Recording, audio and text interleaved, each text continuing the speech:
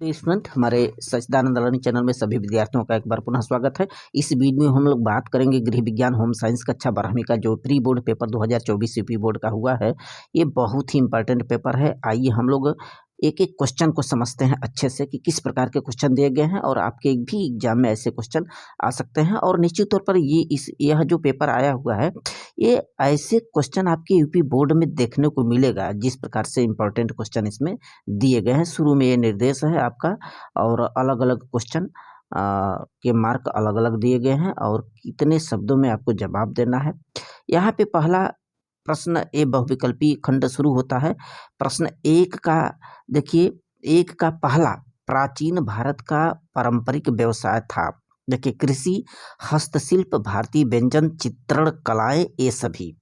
तो प्राचीन भारत का जो पारंपरिक व्यवसाय होता था उस समय कृषि भी होता था, हस्तशिल्प भी होता था और चित्रण कलाएं, भारतीय व्यंजन भी उसमें समाहित थी।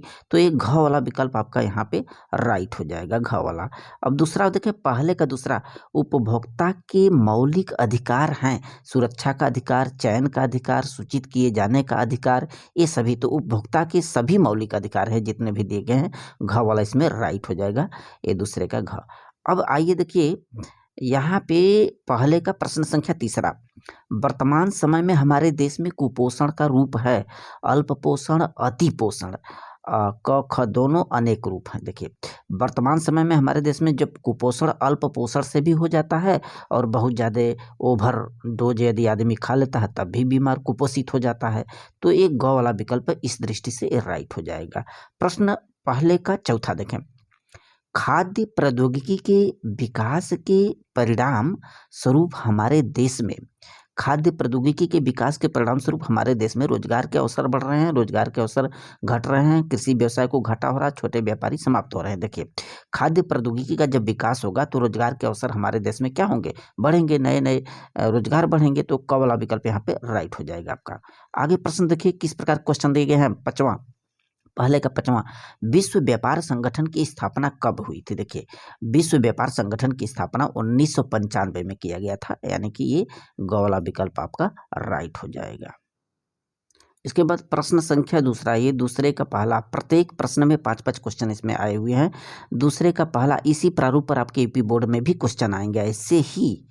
और दूसरे का पहला देखिए, प्रारंभिक बाल्यावस्था को सामान्यतः कितने भागों में बांटा जाता है। देखिए, जो प्रारंभिक बाल्यावस्था मानी गई है 0 से लेकर के 8 वर्ष तक, यह 2 भाग में बटा होता है, एक 0 से 3 और दूसरा क्या होता है 3 से 8। तो इसका उत्तर ग वाला राइट हो जाएगा, दो भागों में बांटा गया है प्रारंभिक बाल्यावस्था को। प्रश्न दूसरे का दूसरा देखें, निम्न में से किसकी कमी बच्चे की मानसिक और शारीरिक वृद्धि को प्रतिकूल रूप से प्रभावित करती है। आयोडीन है, विटामिन डी है, आयरन है, विटामिन सी है। तो शारीरिक वृद्धि की बात होगी और मानसिक वृद्धि की बात होगी तो ये आयोडीन से प्रभावित होता है। क वाला यहाँ पे विकल्प राइट हो जाएगा, क वाला। इसके बाद अगला क्वेश्चन क्या है, देखिए तीसरे, दूसरा का तीसरा, वर्णक्रम जो विबग्योर होता है कितने रंगों को दर्शाता है। तो विबग्योर में देखिए 7 रंग होते हैं, जिस प्रकार से इंद्रधनुष में 7 रंग होते हैं उसी तरह से विबग्योर में अलग अलग कुल 7 रंग पाए जाते हैं। गोला यहाँ पे राइट हो जाएगा। प्रश्न चौथा देखिए, खाद्य संरक्षण की आवश्यकता है। खाद्य संरक्षण का मतलब खाद्य पदार्थों को सुरक्षित करना, उसको संरक्षित रखना अधिक दिनों के लिए। तो भोज्य पदार्थों को सदैव उपलब्ध कराने के लिए, जी हाँ, आप किसी भी सीजन में कोई भी खाद्य पदार्थ खा सकते हैं, ले सकते हैं, उसको यदि सुरक्षित रख लें। अधिक उत्पादन का सही लाभ, यस ये भी सही है। और ग का है, अभावग्रस्त क्षेत्रों में पूर्ति के लिए, हाँ, जहाँ पर किसी खाद्य सामग्री के अभाव है तो इस रख रखाव के जरिए लंबे समय तक हम इसका सेवन कर सकते हैं, किसी भी खाद्य सामग्री का, हर सीजन में, हर समय में। तो ये घ वाला विकल्प इसमें राइट हो जाएगा उपर्युक्त सभी कारणों से। अब प्रश्न संख्या दूसरे का पांचवा देखें, जल निष्कासन कितने प्रतिशत नमी को वस्त्रों से हटा देता है। देखिए, जल निष्कासन जो सिस्टम होता है इसमें क्या होता है कि जो भी कपड़े होंगे जिसमें जल या नमी होगी उसमें से नियरली 60 से 70% वाटर को रिमूव किया जाता है। क वाला विकल्प आपका राइट हो जाएगा, दूसरे का, पांचवें का क। अब प्रश्न संख्या यहाँ से देखिए तीसरा है। प्रत्येक प्रश्न में 5-5 क्वेश्चन आए हैं। तीसरा देखिए, भारत में किशोरों के लिए न्याय का प्राथमिक विधिक ढांचा है। तो भारत में किशोरों के न्याय के लिए प्राथमिक विधिक ढांचा, यहाँ पर 4 विकल्प दिया गया है। इसमें किशोर न्याय अधिनियम जो 2000 है वही राइट होगा, यही जो है विधिक ढांचा बनाया गया था उस वक्त। तो क वाला विकल्प तीसरे का पहले का क राइट हो जाएगा। तीसरा का अब क्वेश्चन नंबर दूसरा देखिए, उपभोक्ता संरक्षण अधिनियम 2019 ने निम्न में से किसकी जगह ली थी। तो उपभोक्ता अधिनियम जो 2019 बनाया गया है उसमें सीपीए 1986 की चर्चा की गई है। सीपीए 1986 यानी कि क वाला विकल्प यहाँ पे राइट हो जाएगा आपका। इसके बाद अगला क्वेश्चन देखिए, तीसरे का, डेवलपमेंट कम्युनिकेशन शब्द का प्रयोग सबसे पहले कब किया गया था। तो डेवलपमेंट कम्युनिकेशन जो शब्द है ये सबसे पहले 1972 में इसका प्रयोग किया गया था, अर्थात यहाँ पे जो विकल्प राइट होगा वो ख वाला सही होगा, तीसरे का ख। और इसके बाद अगला क्वेश्चन देखिए चौथा, किसी संगठन का महत्वपूर्ण प्रकार या गतिविधि है, कोई भी संगठन होती है उसका जो महत्वपूर्ण फंक्शन है वो जनसंपर्क स्थापित करना होता है लोगों के बीच में, यानी कि क वाला विकल्प है आपका राइट हो जाएगा इसमें। इसके बाद अगला क्वेश्चन देखिए, तैयार मृदु आहार होता है। मृदु आहार माने बहुत नॉर्मल आहार, जो कठोर न हो, हल्का हो। तो इसके अंतर्गत अधिक गला हुआ या कुचला हुआ, ये राइट है। शोरबे की कुछ अधिक मात्रा होती है तथा वसा एवं मिर्च मसाले कम होते हैं। जी हाँ, बहुत हल्का होता है, मिर्च मसाले कम सेवन होते हैं, यानी कि एक क वाला भी राइट होगा, ख वाला भी राइट होगा। ग अधिक सुपाच्य, ये बिल्कुल सही है। मृदु आहार का मतलब ही पच जाना चाहिए, तो घ वाला यहाँ पे विकल्प राइट हो जाएगा। सभी सही होंगे, उपयुक्त सभी गुण होते हैं। इसके बाद क्वेश्चन नंबर अब चौथा देखिए, चौथे का पहला, जो व्यक्ति अपने किसी नए विचार को यथार्थ में पूरा करने के लिए बड़े से बड़े जोखिम उठाने के लिए तैयार होता है, तो उस व्यक्ति को उद्यमी माना जाता है। उद्यमी की ये डिफिनीशन होती है। ग वाला यहाँ पे राइट हो जाएगा, ये ग वाला क्वेश्चन आपका। इसके बाद दूसरा देखिए, चौथे का दूसरा, हिमशीतित सब्जियां, निर्जलित मटर एवं निर्जलित सब्जियां तथा डिब्बा बंद फल किस वर्ग के खाद्य हैं। तो जानते ही हैं ये जो खाद्य पदार्थों को सुरक्षित किया जाता है वो ज़्यादातर फ्रिज के अंदर रख करके, हिमशीतित का मतलब उसको उतना कम तापमान पर उसको संरक्षित एक सीजन से दूसरे सीजन में प्रयोग किया जा सकता है। तो एक ख वाला आपका राइट हो जाएगा। संरक्षित खाद्य पदार्थ के अंतर्गत उनको हम लोग उतने निम्न टेम्परेचर में रखते हैं। अब तीसरा देखिए, प्रत्येक मनुष्य किसी न किसी रूप में क्या होता है। तो हर लोग, जीवन में हर लोग एक उपभोक्ता ही होते हैं, क्योंकि हमें अपनी चीज़ों की ज़रूरत पड़ती है। इसके लिए हम बाज़ार में जाते हैं क्रय करने के लिए, विक्रय करने के लिए, खास करके क्रय करने के लिए। तो ये ख वाला विकल्प आपका राइट हो जाएगा, उपभोक्ता के रूप में। अब क्वेश्चन नंबर देखिए, यहाँ पे इसका चौथे का चौथा दिया है, रेड रिबन एक्सप्रेस लगभग कितने स्टेशनों पर रुकी। तो रेड रिबन एक्सप्रेस जो है 180 स्टेशनों पर रुकी थी। जानते हैं रेड रिबन एक्सप्रेस का मतलब ये होता है कि जो HIV एड्स हमारे देश में है, ये जो बहुत घातक होते हैं, ये प्रचार प्रसार है, जागरूकता है कि हम इससे कैसे उबर सकते हैं। एक एक्सप्रेस, एक ट्रेन के माध्यम से दौड़ाई गई थी अलग अलग स्टेशनों पर, ताकि लोग जागरूक हो सके एड्स के बारे में। अगला क्वेश्चन देखिए, पांचवा, जनसंपर्क के 7 सिद्धांतों में सम्मिलित है। तो 7 सिद्धांत जो जनसंपर्क के बताए गए हैं वो अलग अलग हैं, जिसमें ये भी है कि सच बताइए, काम द्वारा उस सत्य का खोज करिए, सिद्ध करिए और ग्राहकों की भी सुना करिए। ये सभी सही हो जाएगा, घ वाला राइट हो जाएगा। अब यहाँ से देखिए लघु उत्तरी प्रश्न शुरू होते हैं। 5वां प्रश्न से लघु उत्तरी, ऐसे ही प्रश्न आपके एग्जाम में देखने को मिलेगा, बोर्ड परीक्षा में यही आपकी जो है रूपरेखा होगा। 5वां का क देखिए कैसा क्वेश्चन है, नरम आहार से क्या आशय है। देखिए नरम आहार की बात करते हैं, हल्का आहार, यानी कोई व्यक्ति बीमार है तो उसमें डॉक्टर कहते हैं कि आपको हल्का भोजन लेना है जो सुपाच्य हो, ठीक है। तो नरम आहार से आशय ऐसे आहार से है जो कि हल्का होना चाहिए, सुपाच्य होना चाहिए, अधिक माने पाचन क्रिया पर बल नहीं जाना चाहिए, ठीक है। चबाने की ज़रूरत नहीं पड़ती, इतना नरम होता है और फाइबर उसमें कम होते हैं जिससे कि गैस वैस न बने। जैसे खिचड़ी है, दलिया है इत्यादि, ये नरम आहार के अंतर्गत आता है। प्रश्न 5वां का ख देखिए, सामान्य शिशु की मुख्य विशेषताएं बताइए। जब सामान्य शिशु की बात करेंगे तो जो जनरल एक स्वस्थ सामान्य शिशु शिशु होता है वो अपनी छोटी सी आयु में ही सीखना प्रारंभ कर देता है। वो अपने आसपास वातावरण से सीखता है, अपने भाई बहन से सीखेगा, अपने माता पिता से सीखेगा। हमने देखा है कि जब घर में बुजुर्ग कोई व्यक्ति जैसा कर रहा है वैसा ही बच्चा भी अपनाने की कोशिश करता है और वो पहचानने की भी शक्ति उनमें होती है। यह भी एक सीख होने लगती है बच्चों के अंदर। प्रश्न 6वां की बात करता है, संवेदनशील व्यक्तियों से क्या अभिप्राय है। 6वां का क। देखिए, संवेदनशील का मतलब कि कोई खास व्यक्ति हो, यानी कि जो कष्ट पीड़ित व्यक्ति होते हैं संवेदनशील। ये ऐसे व्यक्ति या व्यक्तियों का समूह होता है जो कि प्रतिकूल परिस्थिति में, अनुकूल नहीं बल्कि विपरीत परिस्थिति में, प्रतिकूल परिस्थितियों द्वारा हानिकारक रूप से क्या होते हैं, प्रभावित होते हैं। ये ऐसे व्यक्तियों के जो आवश्यकता है, यदि इनको आवश्यकता को पूरा न करें तो ये काफ़ी संवेदनशील हो जाते हैं, जोखिम भी उठा लेते हैं। हम लोगों ने देखा जैसे पागलपन जैसी हरकत आती है ऐसे व्यक्तियों के अंदर, तो ये संवेदनशील व्यक्तियों के अंतर्गत आते हैं। प्रश्न 6वां का ख देखिए, उपभोक्ता संरक्षण अधिनियम के 2 मुख्य पहलुओं का उल्लेख कीजिए।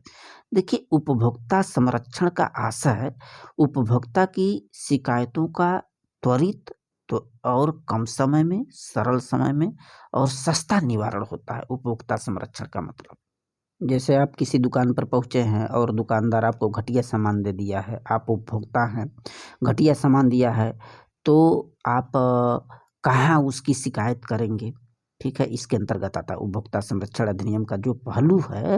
उपभोक्ता संरक्षण अधिनियम उपभोक्ताओं को क्या करता है, ये आज़ादी देता है कि आप अपनी शिकायत अपने किसी उसी विभाग के अधिकारी से कर सकते हैं और अधिकारी आपकी बातों को सुनेगा और उसका सही समय पर निवारण करेगा। आप मांग कर सकते हैं, ठीक है। और जो विनिर्माता होते हैं, विनिर्माता माने जो उत्पाद को बनाते हैं विक्रय के लिए, तो उनके द्वारा की गई जो लापरवाही है, तो लापरवाही की वजह से होने वाली किसी हानि अथवा क्षति के लिए हर्जाना का भी दावा आप कर सकते हैं, यानी कि उपभोक्ता आदमी कर सकता है कोई अपना भत्ता हर्जाना किसी क्षति में। ये क्या होते हैं, इसके पहलू माने गए हैं।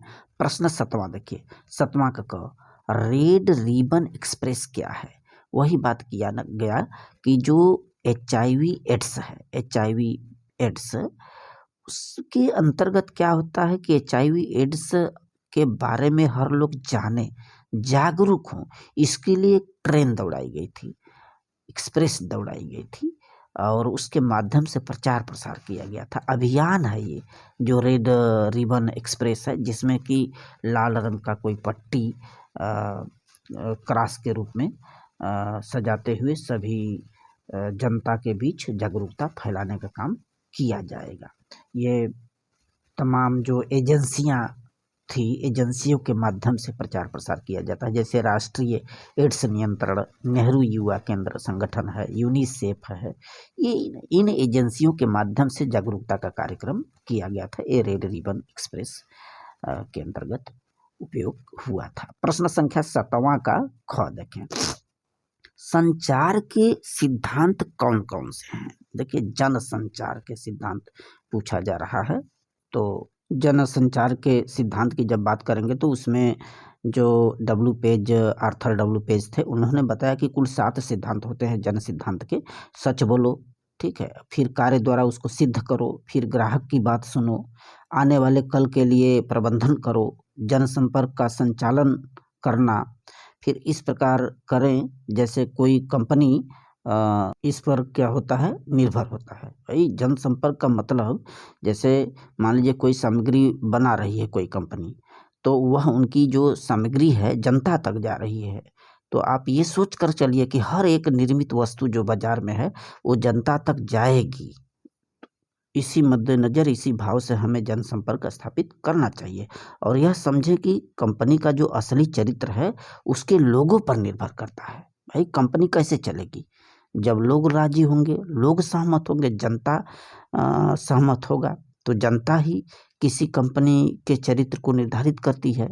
ठीक है, शांत और धैर्यवान और प्रसन्नचित्त रहें, यही हमें जनसंपर्क में रखना होगा। आप किसी चीज़ के प्रचार प्रसार के लिए जनता के बीच गए हैं और रोष अपनाएंगे और धैर्य नहीं दिखाएंगे, क्रोध की भावना होगी या प्रसन्न रहेंगे, अप्रसन्न रहेंगे, तो इससे क्या होगा?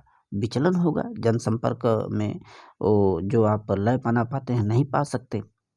प्रश्न आठवां का क यहाँ पे है। ये पूछा है कि जीविका से क्या आशय है? तो देखिए, जीविका का आशय उस साधन से होता है जिसके द्वारा व्यक्ति क्या होता है, अपनी मूलभूत आवश्यकताओं को पूर्ति करने के लिए अपनी जीवन शैली को बनाए रखता है। मूलभूत आवश्यकताएं जो उसकी होती हैं, ठीक है, अर्थात जीविका व्यक्ति के व्यवसाय तथा उसके जीवन शैली को चलाने के लिए किए जाने वाले कार्य होते हैं। हम कोई ऐसा कार्य करें जिससे हमारी जीविका चल सके, हमारे जीवन चल सके, ऐसा रोजी रोजगार चले, ये जीविका के अंतर्गत आता है। ऐसा हमें अपनाना होगा, ऐसा कुछ कार्य हमें करना होगा जिससे हमारी जीविका क्या चलती रहे अपनी दिनचर्या, अपनी जीवन शैली के हिसाब से। अगला क्वेश्चन है ख का 8वां ख, हमारे देश में पोषण संबंधी अभियान के मुख्य उद्देश्य बताइए। तो जो पोषण संबंधी अभियान हैं, जैसे कि जो आंगनवाड़ी संस्थाएं होती हैं, तो आंगनवाड़ी संस्थाओं को सरकार क्या करती है, उनको सुदृढ़ बनाती है, उनको मजबूत बनाती है, उनकी स्थिति को सुधारती है, ताकि जो सरकार द्वारा दी जाने वाली सेवाएं हैं आंगनवाड़ी के माध्यम से हर गरीब, हर कुपोषित बच्चे तक पहुँचे, महिला तक पहुँचे, गुणवत्तापूर्ण पहुँचे। तो ये उसके अंतर्गत ध्यान दिया जाता है आपके पोषण संबंधी अभियान के अंतर्गत। अगला क्वेश्चन देखिए, प्रश्न संख्या 9वां का क है। यहाँ से ये प्रश्न पूछा है, धुलाई एवं वस्त्र रख रखाव के लिए शिक्षण प्रशिक्षण की व्यवस्था बताइए। देखिए, जहाँ तक धुलाई एवं वस्त्र रख रखाव की बात होती है उसमें शिक्षण प्रशिक्षण पूछ रहा है। देखिए, हम लोग जानते हैं कि बड़ी बड़ी जो कंपनियां हैं, जो जलयान विभाग है, होटल है, हॉस्पिटल है, वहाँ पे क्या होता है, तमाम जो वर्दी होते हैं, ये वस्त्र की चीज़ें होती हैं, हमारे वस्त्र होते हैं, पोशाक होते हैं, तो उनको साफ कैसे किया जाए, उनकी गुणवत्ता को कैसे बनाया जाए, तो इसके लिए हमें रख रखाव के लिए व्यक्तियों की ज़रूरत पड़ती है। तो और वो कैसे व्यक्ति होंगे, वो आपके प्रशिक्षित व्यक्ति रखे जाएंगे, उनका एक वेतन होता है, उनको प्रशिक्षण दिया जाता है और उनकी योग्यता भी होती है, तभी वे अच्छे से उन कपड़ों को साफ कर पाएंगे, वर्दियों को साफ कर पाएंगे, बिछावन को करेंगे, तमाम वस्तुएं होती है उनको कैसे साफ सुथरा करना है। तो आखिर उस एरिया में, उस क्षेत्र में उन्हें प्रशिक्षित होना पड़ेगा। इसके लिए कोर्स भी, पाठ्यक्रम भी चलाए जाते हैं अलग अलग संस्थाओं में, विभागों में। एक इंटर्नशिप पाठ्यक्रम प्रशिक्षण दिया जाता है और उन्हें व्यवहारिक ज्ञान भी प्रोवाइड कराया जाता है, तभी वो जो है शिक्षण प्रशिक्षण की व्यवस्था बन पाएगी। प्रश्न ख का दिया है, फैशन व्यापार से क्या आशय है? देखिए, फैशन व्यापार का मतलब होता है कि सही समय पर, सही स्थान पर और सही मूल्य पर आवश्यक हमें प्लानिंग बनाना पड़ेगा, आवश्यक योजना बनाना पड़ेगा। ठीक है, यदि हम किसी वस्तु के प्रति बाजार में गए हैं और मुनाफा लेना चाहते हैं तो एक प्लानिंग बनाना पड़ेगा, किस स्थान पे, कहाँ पे हमें लेना है वस्तु को या बिक्री करना है, ताकि हमें अधिक से अधिक लाभ मिल सके। ये हमारे फैशन व्यापार के अंतर्गत आता है। प्रश्न 10वां क है। यहाँ से देखिए, लघु उत्तरीय प्रश्न शुरू होता है, विकास संचार की मुख्य विधियाँ कौन सी हैं?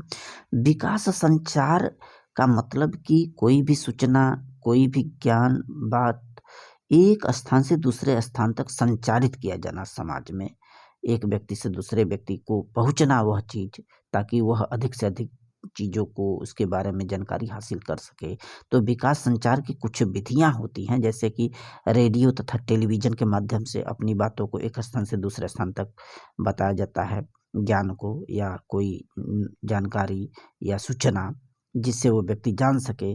अभियान, तमाम प्रकार के अभियान चलाए जाते हैं। फिर मुद्रण माध्यम होता है। मुद्रण माध्यम का मतलब समाचार पत्र, पत्रिकाएं, न्यूज इत्यादि के माध्यम से कोई सूचना प्रसारित की जाती है। सूचना और संचार जो प्रौद्योगिकी होते हैं, इनके माध्यम से जो है विकास संचार किया जाता है। अब प्रश्न संख्या 10वां का ख देखिए दिया है कि उन कौशलों को सूचीबद्ध कीजिए जो कि ईसीसी कार्यकर्ता में होना चाहिए। ईसीसी क्या है? ईसीसी का फुल फॉर्म देखिए होता है early child care education. ECC early child care education, यानी कि जो बालक होते हैं प्रारंभिक बाल्यावस्था का हम केयर माने देखभाल और उनके प्रति शिक्षा, उनकी शिक्षा कैसे दिया जाएगा, ईसीसी। तो ईसीसी माने प्रारंभिक बाल्यावस्था, जो बच्चे होते हैं, छोटे बच्चे होते हैं, अर्ली एज उनका जो होता है, उनका देखभाल, उनका शिक्षण, उसमें जो कार्यकर्ता होते हैं उनका जो देख रेख करते हैं वे कौशल युक्त होने चाहिए। जैसे शिक्षक होते हैं तो जो बच्चों को समझाते हैं, बताते हैं, तो शिक्षक को बच्चों को समझना होगा, वही हमारी क्या होती है, कौशल होती है। बच्चों से बातचीत करने की क्षमता और उन्हें उत्प्रेरित करने की क्षमता होनी चाहिए। बच्चे में उनकी क्या अभिरुचि है ये देखना पड़ेगा। फिर छोटे बच्चों की जो आवश्यकताएं होती है, उनकी क्षमताएं होती है, उसके बारे में एक कार्यकर्ता को जानकारी होनी चाहिए। ठीक है। और बच्चों के प्रश्नों का हमें कैसे जवाब देना है, किस प्रकार से सटीक ढंग से उनकी रुचि को भी बरकरार रखना है कि उनका इंटरेस्ट भी रहे, उनको कहानियाँ सुनाएं, खोजबीन के लिए प्रेरित करें, प्रकृति से जोड़ें, उनको उत्साहित करें। ये सब तमाम चीज़ एक कार्यकर्ता में होना चाहिए। अब प्रश्न संख्या आगे देखिए 11 का क। प्रश्न 11 का क है 3 से 18 वर्ष के बच्चों के लिए सरकार द्वारा चलाए जाने वाले बाल गृहों का परिचय दीजिए। तो कि जो 3 से 18 वर्ष के बच्चे होते हैं उनके लिए बाल गृह बनाए गए हैं। बाल गृह उन बच्चों के लिए सरकार द्वारा बनाए गए हैं, ऐसे बच्चे जो कि अपने माता पिता से बिछुड़ गए हैं, माता पिता उनके नहीं हैं, या फिर लावारिस बच्चे होते हैं, या कभी कभी माता पिता अशक्त होने की स्थिति में बाल गृह में बच्चों को भेज देते हैं। वहीं पे सरकार के द्वारा उनका पूरा बाकायदा जो है खान पान, उनकी शिक्षा इत्यादि की व्यवस्था की जाती है। और ये जो बच्चे होते 3 से 18 वर्ष के होते हैं, तो इनके लिए सरकार द्वारा एक प्रेक्षण गृह बनाया गया है। प्रेक्षण गृह का मतलब कि ऐसे बच्चे यहाँ पर आएंगे जो अपने माता पिता की जानकारी प्राप्त होने और उनकी पारिवारिक पृष्ठभूमि के संबंध में जानकारी एकत्रित किए जाने तक अस्थायी रूप से रहते हैं। अर्थात मतलब ये होता है कि उनके माता पिता को अभी जानकारी नहीं हुई है, जब तक जानकारी नहीं हुई तब तक क्या रहेंगे, उस प्रेक्षण गृह में उन्हें रखा जाता है। इसी प्रकार से एक विशेष गृह चलाया गया है। विशेष गृह जैसे कोई ऐसे जो बच्चे होते हैं जो कानून का उल्लंघन करने वाले किशोर होते हैं, जो 18 वर्ष से कम आयु के बच्चे होते हैं, या तमाम बाल अपराधी होते हैं, तो उनको हिरासत में रखा जाता है विशेष गृह के अंतर्गत। इसी प्रकार से एक किशोर अथवा बाल गृह भी होता है, वहाँ पे ऐसे बच्चे रखे जाते हैं जिनके परिवार का कोई अता पता नहीं होता है। प्रश्न देखिए 11 का ख यहाँ पे है, भारत के परंपरागत व्यवसाय के रूप में कृषि व्यवसाय का सामान्य परिचय दीजिए। तो हम लोग जानते हैं कि भारत की जो परंपरागत व्यवसाय है, ज़्यादातर यहाँ की कृषि है। कृषि के क्षेत्र में ये हमारा देश आगे उन्नति करता चला जा रहा है। यहाँ की जलवायु भी ऐसी है और यहाँ की ज़्यादातर जो जनसंख्या है वो कृषि पर निर्भर है। और एक बहुत बड़ा जो भूखंड है, भूभाग है कृषि का, जहाँ पर अत्यधिक तादाद में लोग कृषि पर डिपेंडेड होते हैं। कृषि के क्षेत्र में यहाँ पे जैसे धान गेहूँ की खेती, कॉफ़ी की खेती, रबड़ इत्यादि, काजू नारियल जैसी तमाम खेती, हल्दी की खेती, चाय की खेती हमारे देश में होती है। यहाँ से ढेर सारी वस्तुएं निर्यात भी की जाती है और उन्हें ढेर सारे मुनाफे इसके अंतर्गत आते हैं। ये हमारी परंपरागत व्यवसाय रही है। क्वेश्चन नंबर 12 का क देखिए, यहाँ पर स्वास्थ्य देखभाल में जिला अस्पतालों की भूमिका स्पष्ट कीजिए। देखिए यहाँ पे जो जिला अस्पताल होते हैं वो उनके पास एक खास व्यवस्था सरकार द्वारा कराई गई होती है। चिकित्सा की एक सुलभ व्यवस्था होती है जहाँ पे तमाम रोगियों की देखभाल अच्छे से किया जाता है। वहाँ पे जो हमारे गाँव में जो माने व्यवस्था नहीं हो पाती, वहाँ पे जिला अस्पताल में समुचित व्यवस्था होता है। हालाँकि जो जिला अस्पताल होते हैं अपने एरिया में, अपने क्षेत्र में अलग-अलग ये सामुदायिक स्वास्थ्य केंद्र स्थापित करते हैं और एक तारतम्यता होती है सामुदायिक स्वास्थ्य केंद्र का जिला अस्पताल से। तो कहने का आशय यह है कि जिला अस्पताल में रोगियों के निदान की एक समुचित व्यवस्था सरकार द्वारा की जाती है। वहीं प्रश्न नंबर 12वां का जो ख दिया है, स्त्री करने या प्रेस करने की प्रक्रिया का वर्णन कीजिए। देखिए, स्त्री या प्रेस जो होता है, जो हम लोग अपने घरों में करते हैं, वो इसलिए करते हैं कि जो हम लोगों का कपड़े हैं जिसमें कि सिलवटें या फिर वहाँ पे मुड़ जाते हैं कपड़े, तो उनको उनकी सिलवटें या मुड़ने को सही दुरुस्त करने के लिए जो है प्रेस करना पड़ता है, ताकि जो कपड़े हैं अच्छे दिखें। और ये जो इस्त्री या प्रेस होते हैं, ये लोहे की बनी हुई होती है जिसके नीचे जो है धात्विक चिकना तल होता है और ये इलेक्ट्रिक इस्त्रियाँ होती हैं जो कि एक उचित ताप पर जो है हमारे कपड़े को सेक करके अच्छा और सुंदर बनाने का काम करती हैं। प्रश्न 13 का क है, उपभोक्ताओं को दिए गए अधिकारों का विवरण दीजिए। तो वही बात है कि जो उपभोक्ता होते हैं वो कभी-कभी उन्हें उचित कीमत या वस्तु, घटिया वस्तु मिल जाना या अधिक लागत की वस्तु मिल जाना, तो ये त्रस्त उपभोक्ता होते हैं जिनके हित को ध्यान में रखते हुए कानूनी सुरक्षा देने के लिए उनको अधिकार दिया गया है कि आप लड़ सकते हैं अपने अधिकार से। जैसे सुरक्षा का अधिकार दिया गया है उन्हें। सुरक्षा का अधिकार का मतलब कि आप जो भी वस्तु ले रहे हैं उसकी जो है गुणवत्ता कैसी है। तभी न समझेंगे कि जो हम वस्तु लिए हैं घटिया है, घटिया वस्तु हमें बीमार कर सकती है, हमारे स्वास्थ्य को प्रभावित कर सकती है, तो सुरक्षा का अधिकार उन्हें दिया गया है। और सूचित किए जाने का अधिकार कि कोई भी त्रस्त व्यक्ति है या उपभोक्ता है तो वो सूचना पाने का और सूचना देने का, लेने का अधिकार होता है। वो कहाँ शिकायत कर सकता है।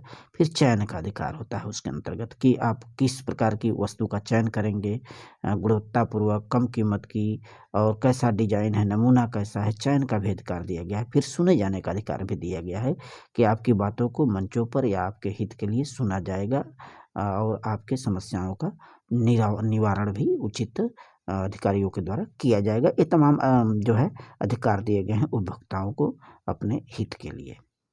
प्रश्न ख दिया है कि मुद्रण माध्यम क्या है, इस पर टिप्पणी लिखना। देखिए, मुद्रण माध्यम का मतलब होता है कि विभिन्न प्रकार के जो समाचार पत्र होते हैं, समाचार पत्र या पत्रिका या पुस्तकें, जिसके माध्यम से कोई भी सूचना एक स्थान से दूसरे स्थान तक जाए।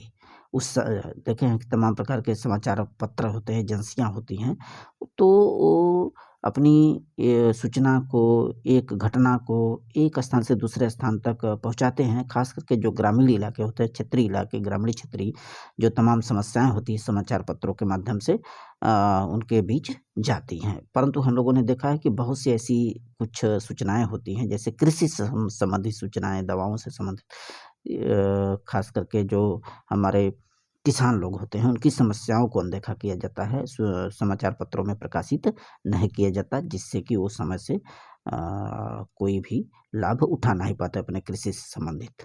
तो इसमें ये समाचार पत्र वालों को ये चाहिए कि किसानों की समस्याओं को अधिक से अधिक छापें, ताकि उनकी बातों को उस उचित जो अधिकारीगण हैं वहाँ तक पहुँचाया जा सके, ताकि उन्हें निजात मिल सके।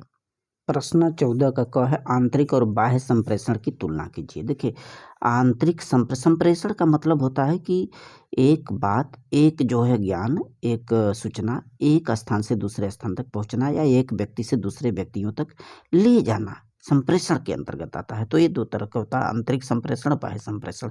आंतरिक संप्रेषण में क्या होता है कि जैसे कोई कंपनी होती है तो कंपनी के भीतर जितने भी लोग काम कर रहे हैं, तो कंपनी का जो हेड इंचार्ज होता है वो जो भी जानकारी देगा अपने लोगों के बीच देगा और लोग उसके अनुसार काम करेंगे। ठीक है, अपने ही बीच साझा किया जाता है उस बात को, विचारों को, किसी भी जानकारी को और अपने लोगों को सराहा जाता है, उनके मनोबल को उचित बढ़ावा दिया जाता है ताकि वो और अच्छे से अच्छा कार्य कर सके। लेकिन बाह्य संप्रेषण में क्या होता है कि जब कोई संस्था बाहरी लोगों जैसे तमाम व्यापारी होते हैं, ग्राहक होते हैं, बैंकर्स होते हैं, उन तक सूचनाओं का आदान प्रदान करते हैं बाहरी लोगों को, तो ये बाह्य संप्रेषण के अंतर्गत आता है। इन सबके बारे में आप डिटेल में स्टडी कर लेना है। अगला ख का दिया है लक्षित बाजार से क्या समझते हैं। लक्षित बाजार का मतलब कि पहले से चिन्हित किया गया स्थान या दुकान होता है। जैसे कोई व्यापारी है, अपने सामान को बेचने के लिए गया है, अपने उत्पाद को, तो वो चिन्हित करेगा कि हमें किस बाजार में, किस स्थान पे, किस दुकानदार के पास जाना है ताकि हमें अधिक से अधिक हमारे वस्तु पर कीमत मिल सके, दाम मिल सके, हमें लाभ मिल पाए। तो ये लक्ष्य निर्धारित करना पड़ता है उनको पहले से ही, तो जिसे हम लक्षित बाजार के अंतर्गत रख सकते हैं ताकि उन्हें अपने उत्पादों पर अधिक से अधिक क्या हो, मुनाफा हो सके। और कभी-कभी जो तमाम व्यापारी होते हैं, जैसे व्यापारी डिजाइनर कपड़ों के लिए जो है लक्षित बाजार का चयन करते हैं। खास करके हम देखते हैं कि जैसे कोई बच्चों के कपड़े हैं तो हमें किस जगह पर मिल सकता है ये उचित डिजाइन के, तो हम उस दुकानदार के यहाँ जाएंगे जहाँ पर हमें उस बच्चों के कपड़ों के हेतु उचित छूट मिल सके हमारी उस वस्तु पर। अब यहाँ से देखिए विस्तृत उत्तरीय प्रश्न 15वां से शुरू होता है 5 नंबर के। जनसंपर्क गतिविधियों के प्रमुख क्षेत्र का विस्तार से वर्णन कीजिए। इसको आपको देखकर चलना है। जनसंपर्क का मतलब होता है कि ये जो जनसंपर्क होता है, यहाँ पे जनता से सीधे तालमेल रखना, जनता से संपर्क रखना जनसंपर्क का मतलब होता है। ठीक है, जैसे समाचार पत्र होते हैं, ये जनता से सीधे संपर्क रखते हैं। जनता जितना ज़्यादा समाचार पत्र को पढ़ेंगे, उस समाचार पत्र को, उसका मुनाफा उस प्रेस को होगा। ठीक है, तो एक दूसरे पर जो है आश्रित होते हैं ये जो प्रेस एजेंसियां होती हैं और ये जो जनता होते हैं। तो जनसंपर्क की गतिविधियों के जो प्रमुख क्षेत्र होते हैं, जैसे प्रेस से संबंध, तो प्रेस यानी कि जो संपादक होते हैं समाचार पत्रों के, वो जनता से सोचते हैं कि अच्छा संबंध हो, ठीक है, ताकि हमें अधिक से अधिक मुनाफा मिल सके। और जो जनता है उस विज्ञापन को या उस चीज़ को पढ़ती है, उसको भी मुनाफा होता है, एक दूसरे से डिपेंडेंट होते हैं। अगला होता है विज्ञापन देना। जैसे हम अपनी किसी भी वस्तु के लिए विज्ञापन देना चाहते हैं तो समाचार पत्र के माध्यम से देंगे, जहाँ पर हमारी बात को जो है उछाला जाएगा मीडिया में।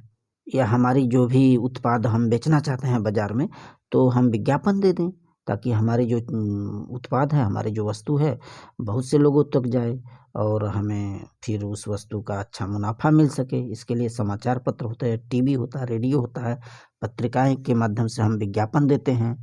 ठीक है, प्रकाशन किया जाता है समाचार पत्र, जो तमाम पत्रिकाएं होती हैं उनमें हम अपनी बातों को प्रकाशित करवा सकते हैं। अन्य समाचार माध्यम भी होता है, जैसे फिल्म होते हैं, प्रदर्शनियां होती हैं, रेडियो होती हैं, कठपुतली होते हैं, लोकगीत के माध्यम से भी प्रचार प्रसार किया जाता है, जनसंपर्क स्थापित किया जाता है।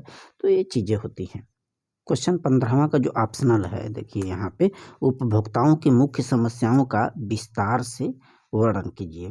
तो देखिए उपभोक्ता यानी कि जो वस्तुओं को खरीदते हैं सीधे दुकानों से, तो इसमें उत्पादक, उपभोक्ता और विक्रेता 3 लोग शामिल होते हैं। उत्पादक जो वस्तुओं को निर्माण करता है, जहाँ से वस्तुएं बनती हैं, फिर वो क्या करता है उत्पादक, विक्रेता तक पहुंचाता है, दुकानदारों तक पहुंचाता है। दुकानदार क्या करते हैं, अपनी वस्तुओं को हम उपभोक्ता तक पहुंचाते हैं। लेकिन कभी कभी हम उपभोक्ता को जो है अच्छे सामान नहीं मिल पाते या घटिया सामान मिल जाते हैं।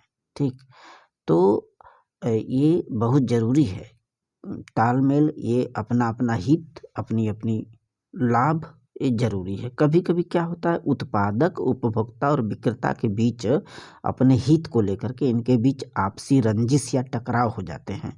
भाई घटिया सामान होगा तो ज़रूर टकराव होगा, तो ये इससे क्या होती है, समस्याएं उत्पन्न हो जाती हैं।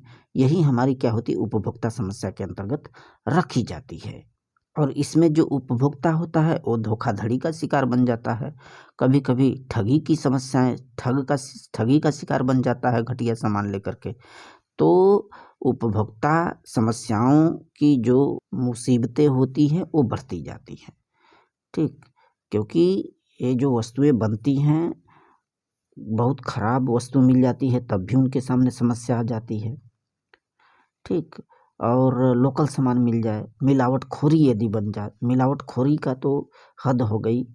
तमाम ये सीधा साधा उपभोक्ता उतना पढ़ा लिखा होते ही नहीं हमारे गांव में या हमारे एरिया में, तो ये उन वस्तुओं को खरीद लेते हैं। उनको क्या पता कि कौन सी सामान इसमें मिलाई गई है। इससे क्या होता है, उनके स्वास्थ्य पर बुरा असर पड़ता है। कभी कभी अधिक कीमतें भी को प्रभावित करती हैं। रहेगा कम दाम का लेकिन अधिक दाम में वो बेच देते हैं। ठीक, तो तमाम जो उपभोक्ता होते हैं उनको सही जानकारी नहीं होती, शिक्षा का भी अभाव हो सकता है। तो ये सब चीज़ें हैं जो हमारे उपभोक्ताओं को जो है काफ़ी समस्याओं में डाल देते हैं।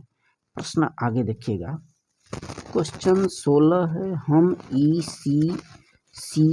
ईसीसीई में जीविका के लिए किस प्रकार से तैयारी कर सकते हैं। देखिए, ईसीसी का फुल फॉर्म मैंने बताया, बहुत ही इम्पोर्टेंट क्वेश्चन है ये।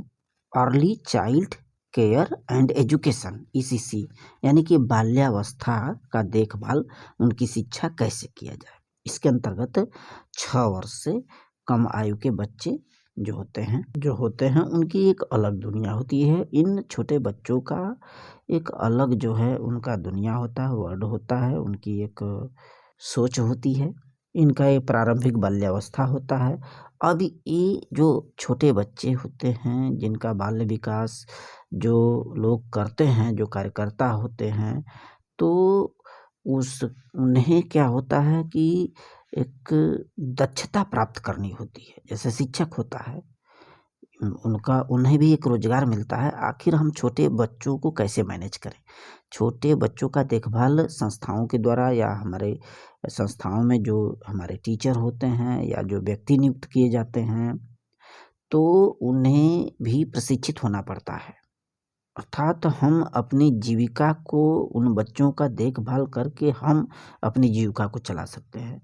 तो उन बच्चों का देखभाल करना इतना आसान काम नहीं होता। उन्हें समझना पड़ेगा छोटे बच्चों को, उनकी सोच क्या है, उनकी रुचि क्या है, किस प्रकार के कौन से बच्चे की कौन सी चीज़ों को सीखने में जो है रुचि रखते हैं। बच्चों की बातों को हम कैसे समझते हैं, फिर उसका उन्हें कैसे समझाने की कोशिश करते हैं। हमारे अंदर एक कला कौशल होना चाहिए। हमें बच्चों को कहानी सुनाना है, अपने आप को डांस भी करना होगा, संगीत भी गाना होगा, और हमारे अंदर पशु पक्षियों जैसी आवाज़ें भी निकालना होगा ताकि उन बच्चों को हम समझा सकें। तो यदि हम उस एरिया में ईसीसी में यदि काम करना चाहते हैं, तो हमें पहले अपने आप को प्रशिक्षित होना पड़ेगा और इसमें स्नातक पूर्व डिग्री भी लेना पड़े। तो वाला क्वेश्चन है कि विकास संचार की एक विधि या माध्यम के रूप में रेडियो तथा टेलीविज़न की सामान्य विवरण दीजिए। तो देखिए, विकास संचार का मतलब होता है कि जनसंचार, जनता तक संचार, जनता तक प्रसारण होना। और इसके लिए क्या होता है, रेडियो और टेलीविज़न ही ऐसे माध्यम हैं जिनके तक कोई भी सूचना जनता तक संचारित होती है, जनता तक जा सकती है।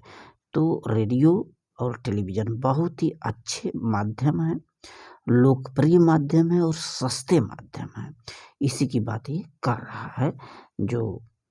तो रेडियो के माध्यम से जहाँ कहीं भी वह व्यक्ति बैठा है उसके प्रसारण को सुन सकता है और उस ज्ञान और सूचना को पा सकता है। तो अब रेडियो के माध्यम से तमाम कार्यक्रम आज हो रहे हैं, सूचना, ज्ञान, नाटक, प्रश्नोत्तरी, समाचार, ये तमाम चीज़ प्रसारित हो रहे हैं जिससे कि उन तक वो चीज़ें पहुँच पा रही हैं। इसी प्रकार से टेलीविज़न है, टेलीविज़न के माध्यम से हम जो है सुन भी सकते हैं, देख भी सकते हैं। क्वेश्चन देखिए 17वां, हमारे देश में वृद्धजनों के लिए चलाए जाने वाले कार्यक्रमों का विवरण दीजिए। तो जो वृद्धजन होते हैं, जो असहाय होते हैं, उनके लिए सरकार या गैर सरकारी जो संगठन है या पंचायती राज संस्थान है, निकाय है, ये वृद्धजनों के लिए बहुत से कार्यक्रम चला रहे हैं। इसके अंतर्गत बुजुर्गों का देखभाल कैसे किया जाना है, बुजुर्गों के लिए भोजन की क्या व्यवस्था है, उनके आश्रय की क्या व्यवस्था है, ये तमाम एजेंसियां काम करती हैं। जो बच्चे होते हैं या युवा, ये वृद्धजन, बच्चे, युवा और वृद्धजन एक दूसरे के बीच किस प्रकार से तालमेल रखेंगे ताकि अच्छे से संबंध स्थापित हो सके और अच्छे से चल सके। तो इस एरिया में जो है ये सशक्त कार्यक्रम बनाए जाते हैं वृद्धजनों के हित को देखते हुए। तमाम ऐसी संस्थाएं हैं जो वृद्धजन की सेवा के लिए कार्य करती हैं और आगे बढ़ चढ़ कर के हिस्सा लेती हैं, उनकी देखभाल करती हैं, उनको आश्रय देती हैं। कभी कभी उनको ये तमाम वस्त्र इत्यादि दिया जाता है एजेंसियों के माध्यम से, चाहे वो गैर सरकारी हो चाहे सरकारी हो, और सरकार के द्वारा वृद्धा पेंशन उन्हें दिया जाता है।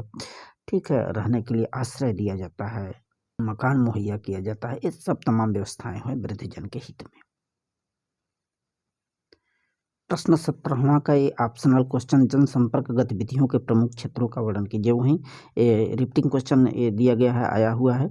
तो जनसंपर्क गतिविधियों के प्रमुख क्षेत्र में बताया गया कि जो प्रेस विज्ञप्ति दिया जाता है, प्रेस के माध्यम से जो समाचार पत्र होते हैं उनके माध्यम से जो है तमाम संपादक होते हैं, जो है सूचना और घटनाक्रम एक स्थान से दूसरे स्थान तक प्रसारित करते हैं जनता तक। फिर विज्ञापन दिया जाता है, विज्ञापन के माध्यम से कोई भी व्यक्ति उन अखबारों में अपनी बातों को छपवा करके या अपने उत्पादकता को छपवा करके एक स्थान से दूसरे स्थान तक पर ले जाया जा सकता है, बिक्री किया जा सकता है। तमाम समाचार पत्र या प्रकाशन या ये जो पत्रिकाएं होती हैं उसके माध्यम से भी सूचना सामग्री जो है एक स्थान से दूसरे स्थान तक जाती है। इसका भी आप स्टडी कर लेंगे। प्रश्न संख्या 18 है। प्रश्न संख्या 18 ये क्वेश्चन, आहार विशेषज्ञ या व्यावसायिक नैदानिक करियर को अपनाने के लिए मुख्य योग्यता के बारे में बताना है। यहाँ पे देखिए, जो आहार विशेषज्ञ है या व्यावसायिक नैदानिक करियर है, उसमें जो कौशल है ये बहुत ही आवश्यक होता है। इसमें हम अपने करियर को बना सकते हैं, क्योंकि एक जो रोगी होता है उसकी देखभाल और उसे दवाओं के साथ साथ ये खान पान, उसकी खान पान कैसी होनी चाहिए, रोगी को किस प्रकार का आहार दिया जाना चाहिए, उसके बारे में हमें जानकारी होनी चाहिए। आहार में कौन से पोषक तत्व दिए जाना है, कौन सा रोग है, किस हिसाब से कौन से तत्व कम करने हैं, ज़्यादा करना है, रोग के अनुसार हमें आहार में परिवर्तन भी करना पड़ेगा। तो ये जानकारी एक प्रशिक्षित व्यक्ति ही कर सकता है, और वह प्रशिक्षित व्यक्ति जो उसमें करियर बनाना चाहता है। रोगियों के आहार का मूल्यांकन करने की एक योग्यता होनी चाहिए, और साथ ही साथ हमें सैद्धांतिक और व्यवहारिक ज्ञान भी होना चाहिए। तो इसके लिए कुछ डिग्रियां बनाई गई, जैसे स्नातक में डिप्लोमा, इंटर्नशिप या बीएससी किए हैं केमिस्ट्री से या बायो से, उसके साथ ही साथ जो है आप इसमें करियर बना सकते हैं और इसमें स्नातकोत्तर भी डिग्री हासिल कर सकते हैं आगे चल कर के। और एक इस प्रकार का कौशल व्यक्ति ही जो है आहार विशेषज्ञ कहलाएगा, ताकि वह एक डॉक्टर की भूमिका निभाएगा उस रोगी के लिए। अथवा यह प्रारंभिक बाल्यावस्था की देखभाल शिक्षा के उद्देश्य व महत्व पर प्रकाश डालिए। इस क्वेश्चन को भी आपको अच्छे से समझकर चलना है। काफ़ी इंपॉर्टेंट क्वेश्चन इसमें दिए गए हैं। जो प्रारंभिक बाल्यावस्था होती है, बताया गया है कि जन्म से लेकर के 8 वर्ष तक की जो अवस्था होती है उसको प्रारंभिक बाल्यावस्था बोला गया है, जहाँ पर 0 से 3 और 3 से 8 वर्ष के जो बच्चे होते हैं इनको 2 वर्गों में बांटा गया है, जिनकी देखभाल करना, उनके शिक्षा इत्यादि जो है उनका जो क्षेत्र है वो व्यापक क्षेत्र है। ये जो बच्चे होते हैं ये जो नर्सरी शिक्षक, प्रशिक्षित नर्सरी शिक्षक इनकी देखभाल कर सकते हैं। शिशु केंद्रों पर भी इनकी देखरेख होती है। तो अलग अलग क्षेत्र होते हैं जहाँ पे शिशु देखभाल जो केंद्र होता है शिशुओं का देखरेख करता है। दिवस देखभाल केंद्र एक बनाया गया है। नर्सरी स्कूल होते हैं, गैर सरकारी संगठन एनजीओ होता है, समेकित बाल विकास योजनाएं होती हैं, ICDS प्रशिक्षण संस्थान होती हैं जहाँ पर इन बच्चों की देखरेख की जाती है। इसके बारे में आप डिटेल में स्टडी कर लेंगे। So very very thanks.